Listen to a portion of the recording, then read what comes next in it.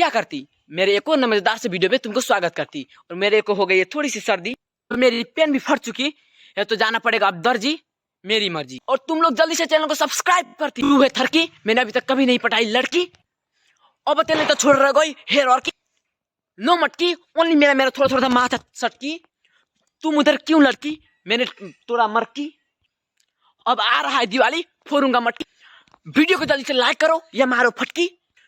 तो मेरी कहानी आधी में ही अटकी, मैंने 2 केजी आलू गटकी, तो कुछ कंटेंट नहीं मिला तो हम ये बना डालती। By the way happy Diwali guys आप लोग सबको। तो मेरे पास कुछ कंटेंट नहीं था हैप्पी दिवाली बोलने के लिए, तो मैंने सोचा सिंपली आपको थोड़ा सा पहले मस्ती करके उसके बाद हैप्पी दिवाली बोल दूं। तो आप लोगों को हैप्पी दिवाली और कमेंट में जल्दी से हैप्पी दिवाली लिख दीजिए, और वीडियो को आपके एक दोस्त के साथ शेयर कर दीजिए अगर आपको थोड़ा सा भी पसंद आया हो तो आप लोग भी जल्दी से चैनल को सब्सक्राइब कर बेल आइकन पर जल्दी से मारती, और मेरे चैनल पर सदा के वीडियो देखते रहती। सबसे पहले देखने के लिए चैनल को सब्सक्राइब करें।